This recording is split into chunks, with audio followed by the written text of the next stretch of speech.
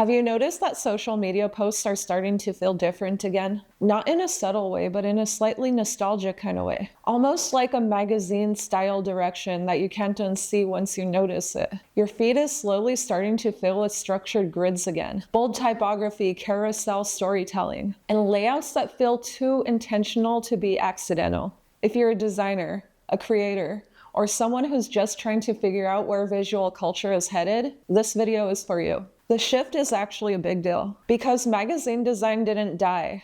It just escaped to the internet. And today we're going to unpack why that matters, where it came from, and what it means for you moving forward. And don't worry, you're not late to the conversation. Actually, you're right on time.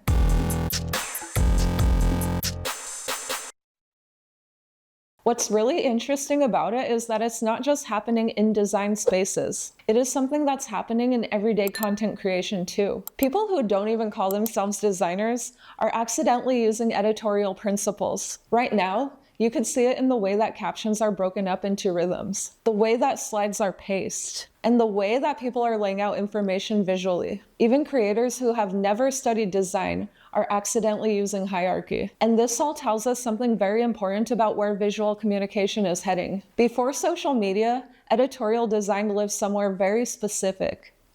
Magazines. You could see it in newspapers, fashion spreads, printed storytelling systems. Everything had structure even when it looked chaotic. Grids were not aesthetic choices. It was a survival tool. It is something that helped with readability and flow. And typography? It wasn't just decoration. It was hierarchy guiding your eye through information. Deliberate order even when it didn't look that way. Editorial design was never about just making things look good. It was about controlling how information was experienced, from start to finish. It was storytelling through structure, not just decoration. Every spread had a job to guide your attention, control pacing, build a narrative. It is also worth mentioning that editorial design shaped how we read as a society. Before digital, newspapers, posters, ads, they all relied on a structured hierarchy. And this was so things could communicate quickly and clearly. This long history, it's why our brains respond so strongly to organized visual systems. We are basically trained to read structured layouts, even if you don't realize it. And that is why editorial design feels so natural when it is done well.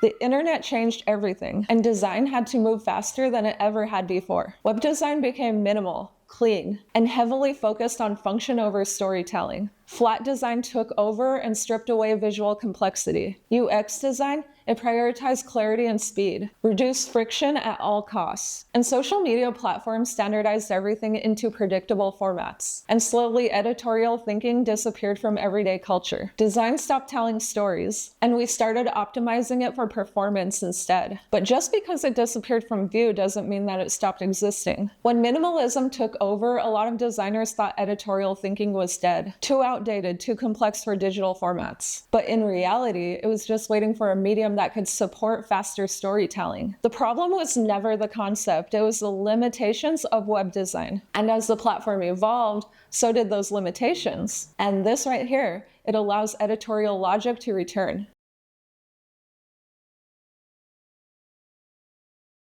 Now here's where things get interesting. Social media didn't just bring editorial thinking back. It kind of rebuilt it into fragments. Carousel posts became page spreads, almost like a digital magazine layout. Reels and short-form videos became sequential storytelling systems. Instagram grids started behaving like editorial covers. Every simple brand post started to flow with hierarchy and narrative structure. But the difference now is we're not designing for pages anymore. We are designing for attention in motion. Editorial design didn't come back as print, it came back as rhythm. And the interesting part is it didn't come back as a deliberate design movement. It kind of happened organically in the way that people communicate online. Platforms like Instagram, TikTok, Pinterest essentially forced designers to think in sequences. And once sequences became important, editorial thinking became unavoidable. And here's why it works so well for feeds. We scroll fast and almost unconsciously. Most content disappears in seconds. So our brain looks for structure and a way to decide what actually matters. And this is exactly where editorial design provides structure inside of chaos. It guides our eye through hierarchy in a fast-scrolling environment. And when it works, people don't just see it, they stop for it.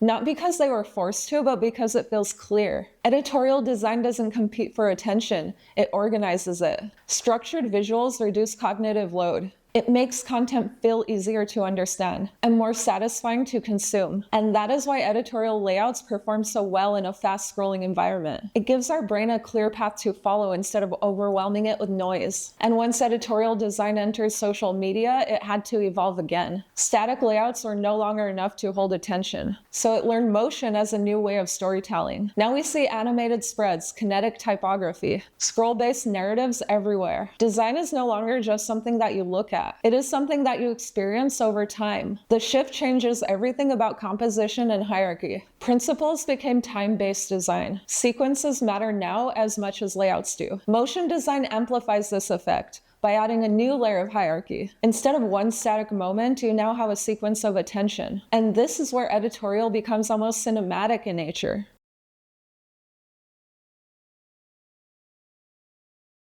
And this is where things get even more interesting when we add brutalism into the conversation. At first glance, brutalism and editorial seem like night and day. But in practice, they rely on each other more than people think. Editorial design brings structure, clarity, hierarchy. Brutalism breaks structure and challenges readability. And that is why when you combine the two, you get contrast. And contrast creates attention. That is why design today rarely lives in one aesthetic anymore. It moves between systems, balances, and order. Brutalism also plays another crucial role. It resets visual expectation. It removes polish, so hierarchy becomes more obvious. And in contrast-heavy environments, editorial design becomes more important.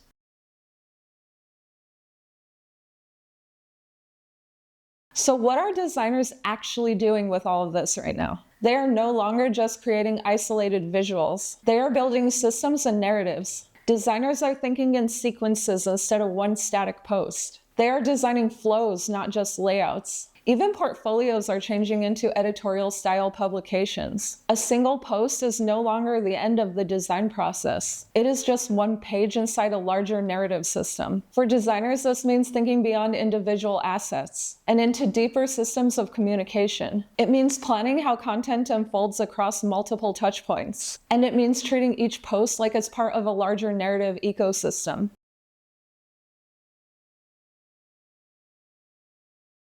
And maybe the interesting part about all of this is editorial design never left print in spirit. It evolved into something faster and more fluid, more responsive for attention. And maybe it was always meant to be in this kind of environment. A place where structure and chaos could exist at the same time. Because when you break it down, editorial design was never about magazines. It was about guiding attention through complexities. And now it's living in one of the most complex, attention-seeking environments that we have ever known. So to me, it makes sense that it's returning. It was just waiting for the right moment to evolve. And social media didn't just become a canvas for design. It became the new magazine, updating in real time. But okay guys, that's all I have for you today. I hope you enjoyed this video, and if you did, go ahead and give it a like. Subscribe for more content just like this, because I make videos every single week. And I will see you in the next one. Bye!